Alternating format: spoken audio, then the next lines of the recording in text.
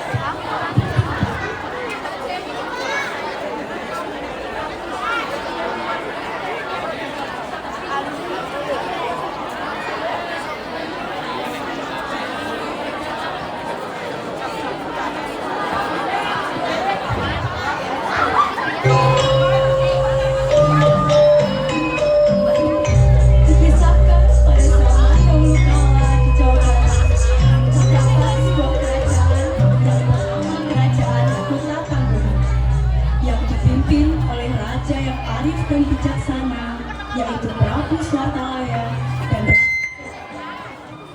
rakyatnya hidup dengan tenang, makmur, tentram, damai, dan sejahtera.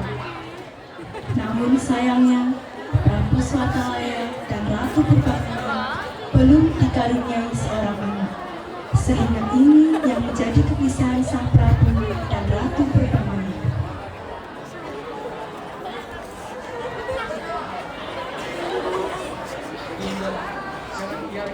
Yang telah menghadiri setiap kali kita rezeki hatiku akan ikut rasa hancur.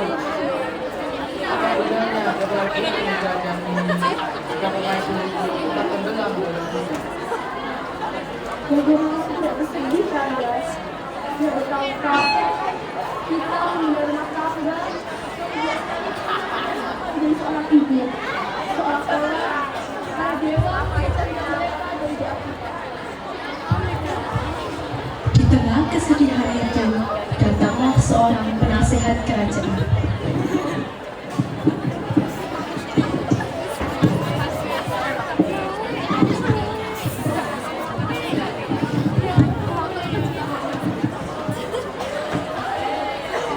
Tinggal, jika hamba boleh memberi masukan demi meredakan kesedihan yang mendalam di hati ratu.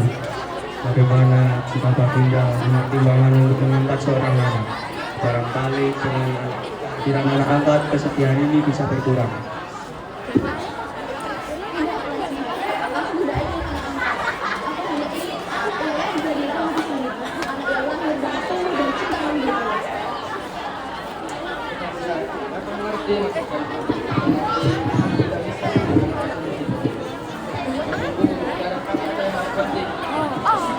Karena yang terlahir dari darah kami berdua adalah apa yang aku dan Ratu inginkan selama ini.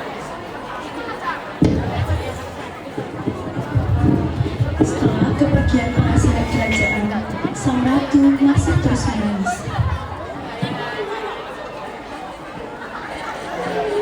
Jangan biarkan dia menghancurkan semangat.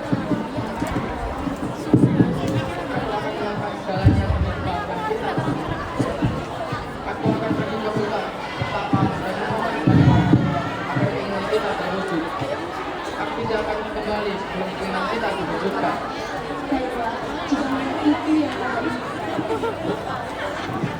Hingga akan tetap di sini, membantu yang berbeda.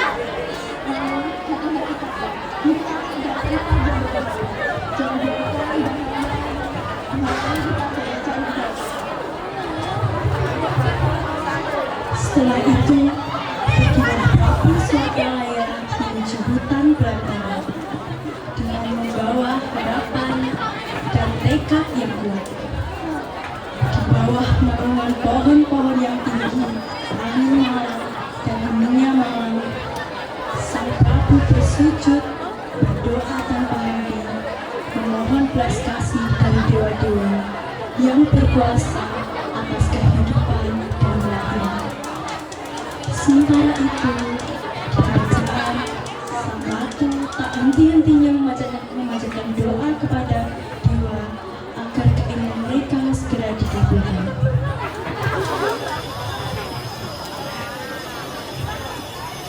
Berkat kegigihan, kesabaran, dan keteguhan hati, beberapa bulan kemudian keinginan mereka terkabul.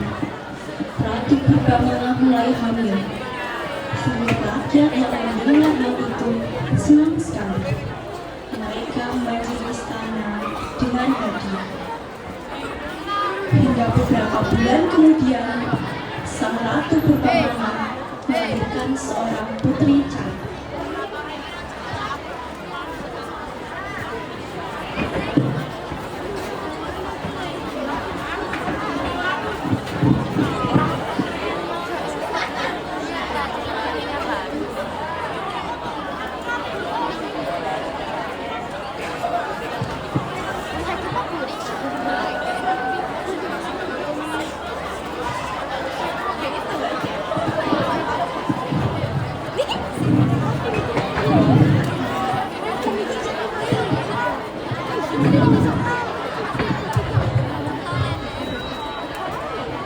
Prabu Swatalaya dan Ratu Purbamana memasuki istana sembari menggendong putri kecil.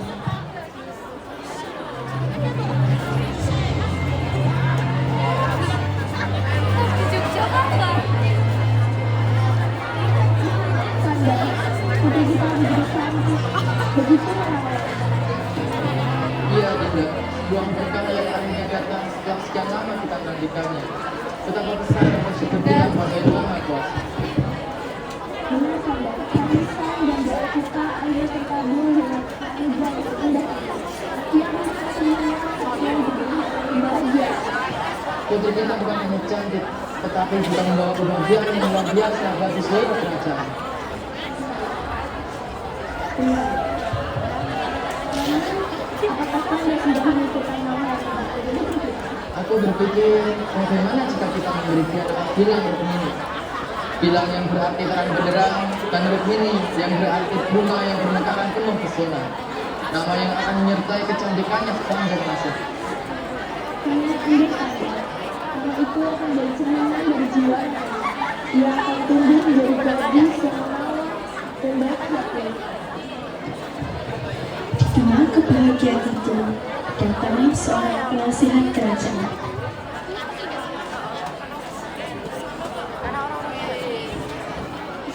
Ampun Baginda, hamba datang membawa kabar dari rakyat. Mereka dengan sukacita mengirim berharga hadiah untuk putri Baginda.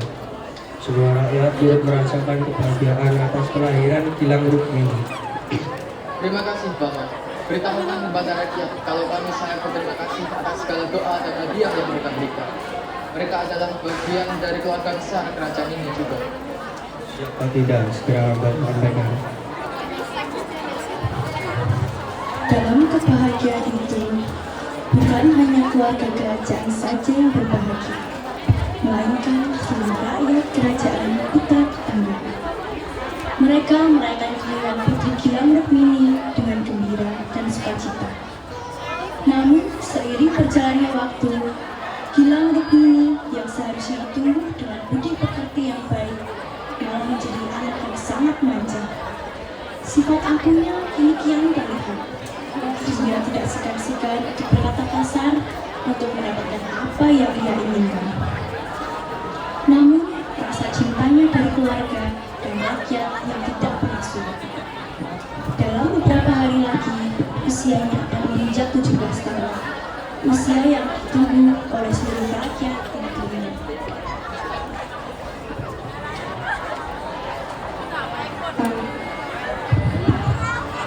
Akhirnya, hari ulang tahun Putri Gilang Rukmini pun tiba. Prabu Swartalaya bersama dengan istrinya memasuki istana.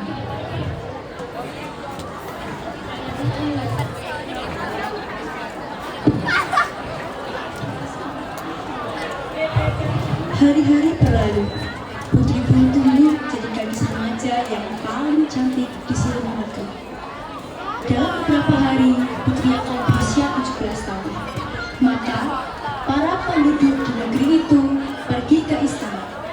Mereka membawa aneka hadiah yang sangat indah dan sangat banyak. Prabu mengambil dan mengumpulkan hadiah-hadiah itu, lalu menyimpannya di ruang istana, agar sewaktu-waktu ia bisa menggunakannya untuk kepentingan rakyat. Namun, Prabu hanya mengambil sedikit emas dan permata, lalu ia bawa ke tukang ahli biasa. Semoga dengan bertambahnya usia putri kita, dia bisa lebih dewasa dan lebih bijaksana. Aku akan mengambil sedikit permata dan perhiasan untuk memberikan padanya. Baiklah Kanda, mari kita doakan yang terbaik untuknya. Setelah mengambil permata dan perhiasan itu, pergilah Prabu Swartalaya ke tukang ahli biasa.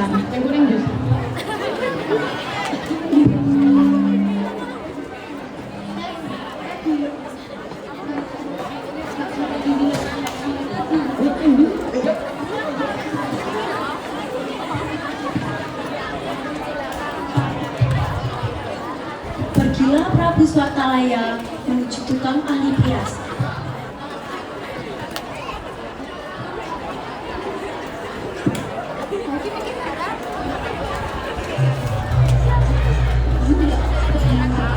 Jika kamu berhiasan dan setia, dengarkan perintahku. Buatlah kalung yang berdasarkan keindahan setia data untuk putriku tercinta Gilang Rukmini, sang permata hatiku. Biarlah kalung itu menjadi tanda kebesaran negeri ini.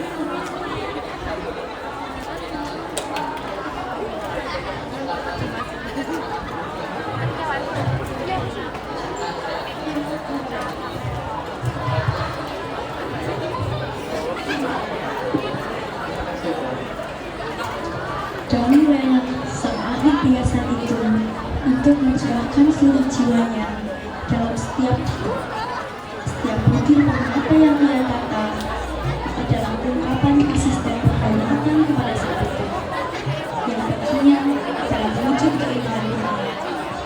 Ia tidak berhenti sampai kalung itu menjadi pelangi yang menyapa rumah. Ia bekerja dengan sebaik mungkin, mencurahkan seluruh tenaga karena ia sangat menyayangi putri raja.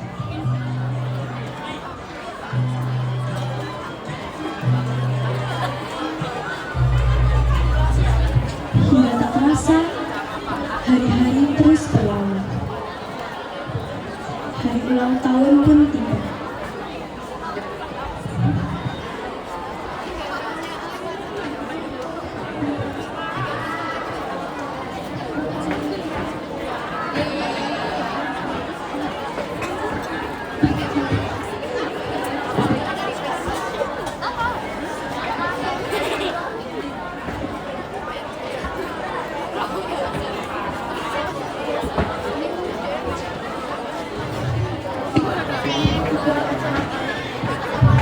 Hari yang ditunggu-tunggu pun tiba.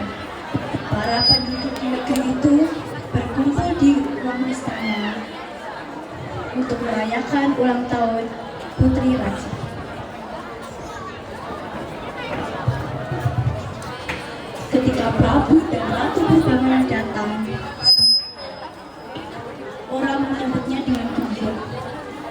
Sambutan hangat kian terlihat ketika putri yang cantik jelita muncul di hadapan semua orang. Semua orang mengagumi kecantikannya.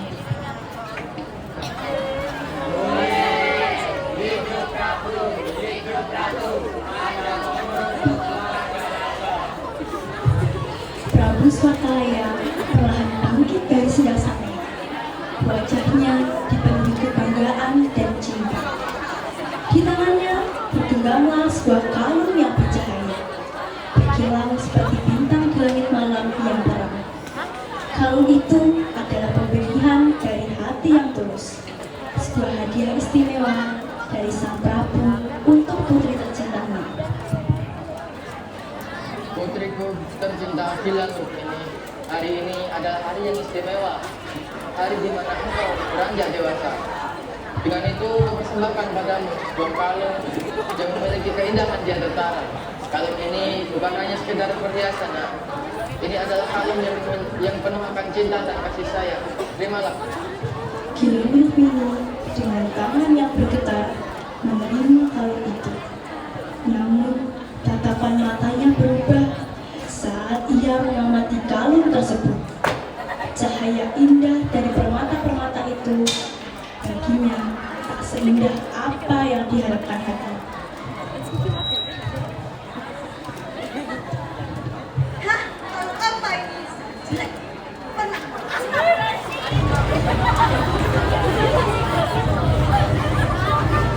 Menanggapi itu, pergi menghadap Prabu Swatalaya. Lalu, Prabu Swatalaya mengejar putri tercintanya itu. Kalung yang begitu indah, kalung yang diberikan langsung oleh Prabu, dilempar begitu saja. Bagaimana mungkin putri Baginda berbuat sekecil itu?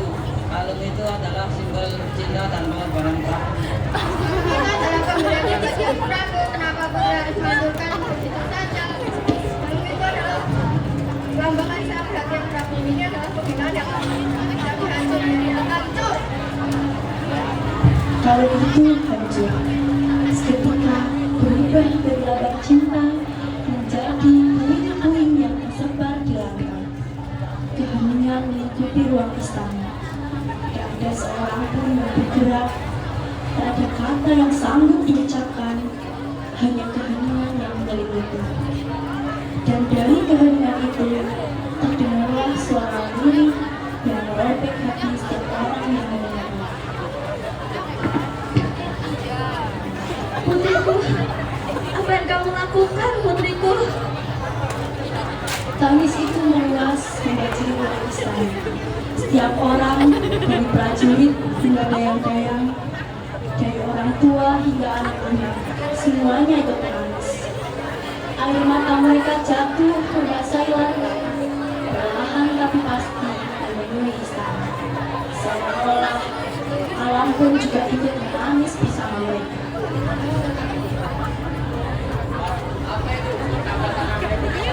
Lihat, air mulai muncul dari tanah. Mata air. Istana akan tenggelam. Mata air itu air deras memenuhi halaman dengan cepat. Rakyat yang lempar sana kemari mencoba melarikan diri dari banjir yang meluas. Air terus mengalir memenuhi setiap ruangan, setiap sudut. Istana yang megah itu perlahan-lahan tenggelam dalam lautan air. Namun dari kehadiran itu lahirlah sesuatu yang indah. Danau yang terbentuk dari air mata perlahan-lahan memancarkan warna-warna yang menakjubkan. Warna-warna yang menyatakan bayangan hutan, langit biru, bunga-bunga liar, dan pepohonan. Bagi orang-orang yang percaya, warna-warna itu bukan hanya pantulan alam. Mereka adalah pantulan dari kalung putri Gilang Rukmini yang tersebar di dasar danau. Kini, danau tersebut dikenal sebagai Telaga Warna, tempat di mana mata air menjadi keindahan yang abadi.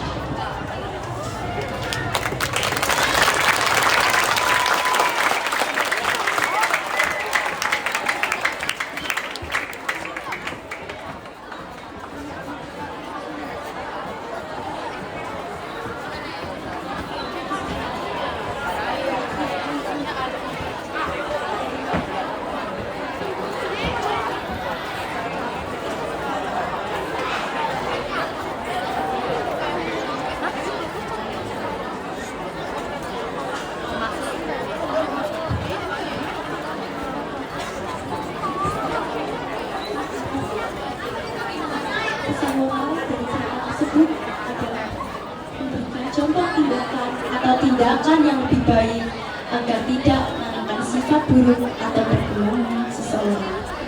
Sekian penampilan dari kelas 9C. Terima kasih.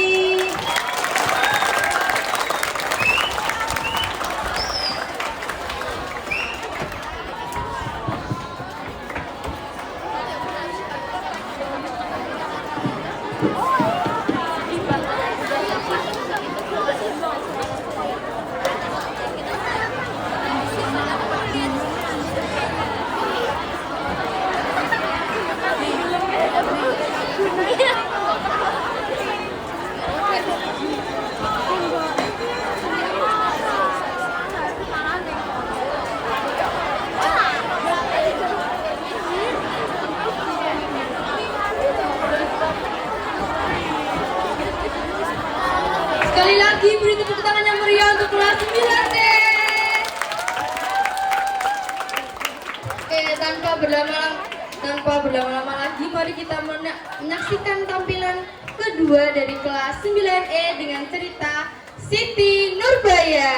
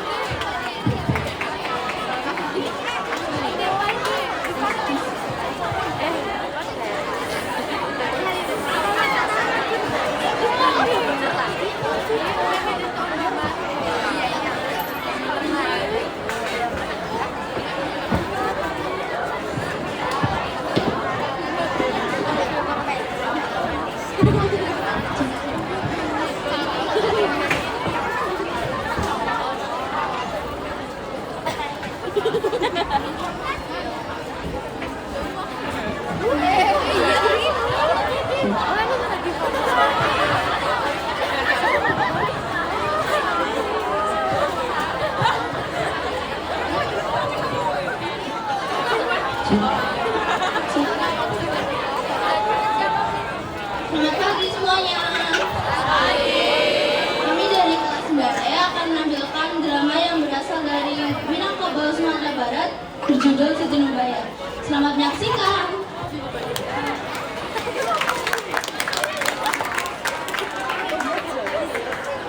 Dikisahkan pada zaman dahulu hiduplah seorang gadis cantik cerita bernama Siti Nurbaya.